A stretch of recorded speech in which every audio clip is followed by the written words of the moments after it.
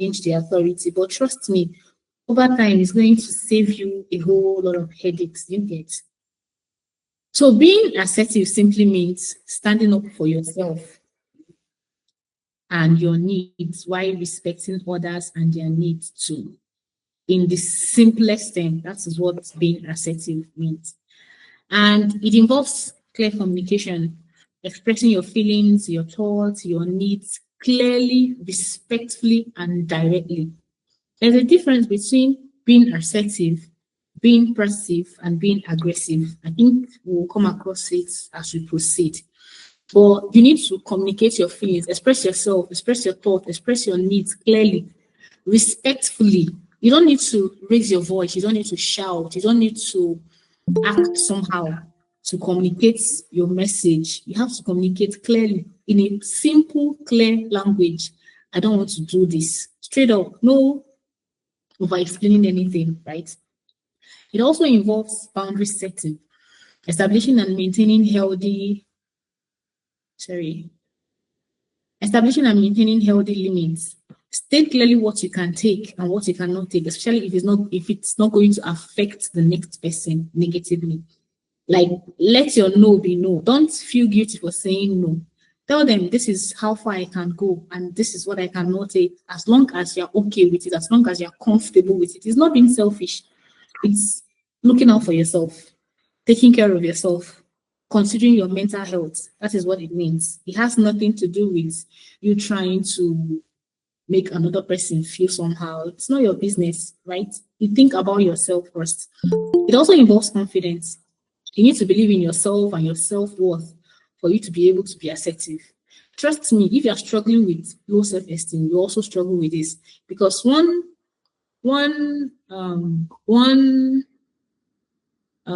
the word now? One thing about low self-esteem is you always want to be liked by people, and you do everything to be liked by people. And doing everything to be liked by people also means keeping quiet when you are supposed to speak up for yourself, right? So if you're really struggling with your self-esteem, if you don't understand your self-worth, trust me, you can't be assertive in any way. And it also involves active listening.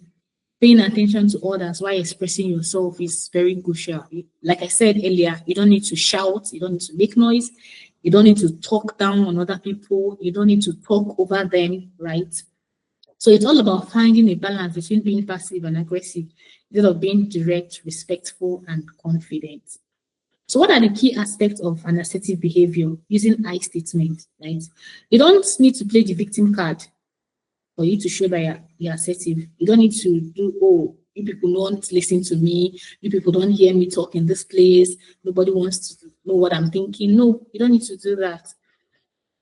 Express your thoughts and your feelings without blaming others, right? Then respecting others is the second one. Value other people's needs, value their opinions, value their feelings, while also prioritizing your own. It's not being selfish. Say no without feeling guilty and stand by it, right? So the next thing is setting clear expectations. Communicate your needs and your boundaries clearly. Sometimes we explain too much that we begin to sound so unsure of ourselves. Just like the example I used above, your superior comes to you and say, oh, can you do this for me? Stand up and say, I'm sorry, sir, or I'm sorry, ma, I can't do this because of this. Don't, oh, I'm sorry, ma, I'm not sure I can be able to do this because of this. But anyway, let me check. It's not your business. You don't need to do that, right? Just explain and move on. No too much talk. And then the next one is, where is it? So the next one is standing up for yourself, defending your rights and your interests without being aggressive in any way. It's not just about what you say, but how you say it, right? Being assertive, it's not just about what you say. It's not all about the words that are coming out from your mouth. It's also about how you are saying those things. When people are talking about communication, most times people say, oh, I'm communicating, but how are you communicating? What is your tone like, right? So here, it's not just about saying this thing. Avoid raising your voice. Maintain eye contact when possible. Then speak slowly, not defensively. Not defensively. You don't need to defend yourself about anything. This is what you want. Stand by it, right?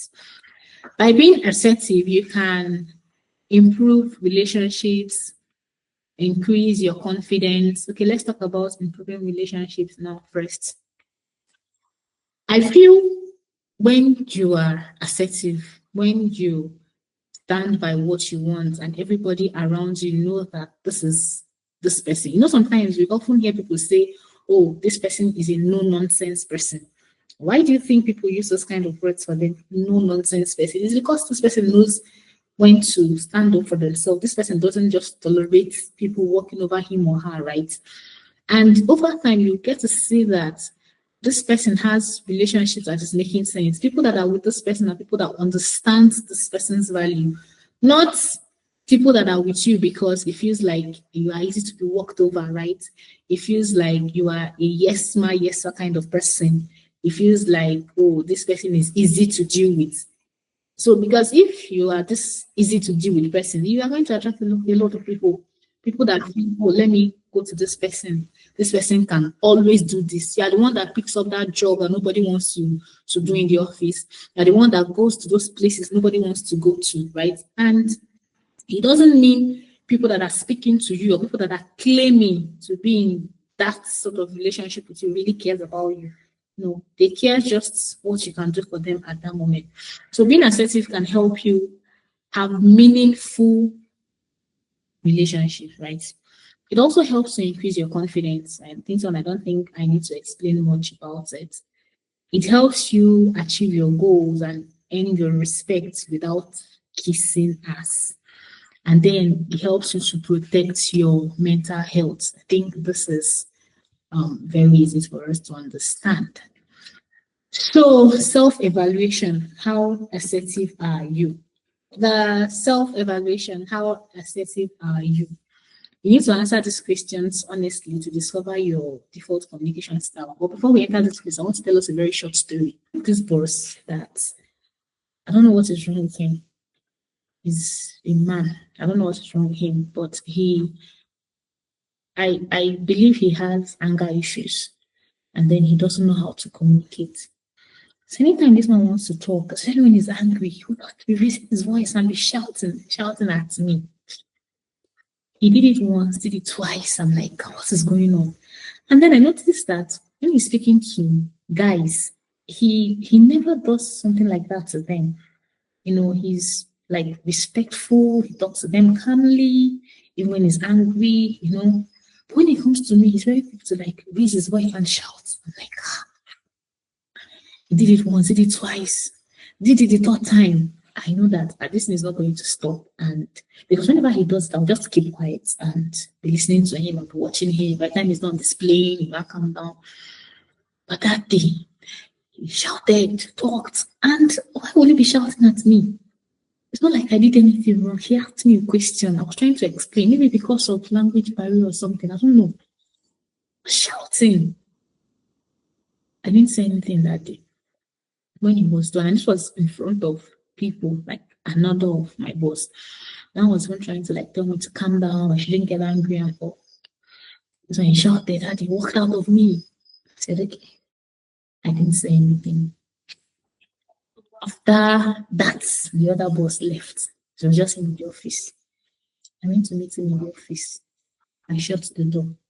I said, sir, with all due respect, sir, that you employed me in this place and you are paying me does not mean I'm sleep.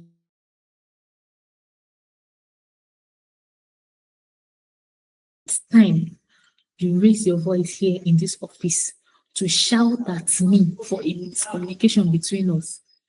You will not like the outcome. That is why I came to you now to talk to you personally. This was how I was talking to him. I didn't raise my voice, I was shouting.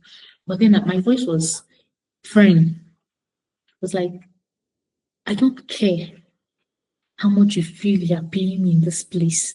That will give you that mindset to believe that you can raise your voice and shout at me and tell you, see me, oh, it's not like I have job somewhere else. So it's not like I have one place I want to go to. But that Esther mindset of if I perish, I perish. That was the mindset I had that day because I just told myself anything I want to happen because I kept quiet. And it has happened and happened. And I know that if I keep keeping quiet, this man will continue doing this nonsense he's doing. After that day,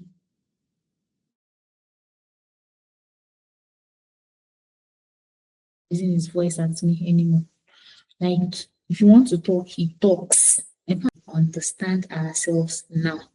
But imagine if I had kept quiet and I'm like, he's my boss. It would have gotten worse. And I think he believes, oh, because I'm a lady, he can do whatever he wants to do. And but after that day, we both understand ourselves. I think now we both have respect and understanding for each other. So this is why I believe that you need to speak up when you need to speak and go. People will always want to push you to know what you can tolerate and what you can't tolerate. And if you keep keeping quiet, keeping their whatever on you until the day you learn to speak up, right? So I think you should take time, go through this self-evaluation questions for you to know the kind of communication style you use. So once you are done, these are your answers. What your answers mean? You will know whether you're an assertive communicator, a passive communicator, or an aggressive communicator, and then you know how to work on it. In conclusion, assertive communication isn't a personality trait, it's a practice. It is a conscious decision to honor your needs without dismissing the needs of others. This isn't about winning arguments or being liked by everyone. It's about earning respect, especially your own respect. It's about protecting your energy, protecting your time, and your peace without guilt or an apology. You don't have to choose between being silent and being sharp. There's a middle path, one where your voice is clear, your no is firm, and your presence is grounded in self respect. Always remember you deserve to be heard, you deserve to take up space. Now go communicate like kids. Thank you very much. I think we have come to the very much, Mrs. Gloria. Thank you for the opportunity and the time to be here this evening. And thank you so much for what you are doing here. Thank you, thank you, thank you. We are very, very grateful.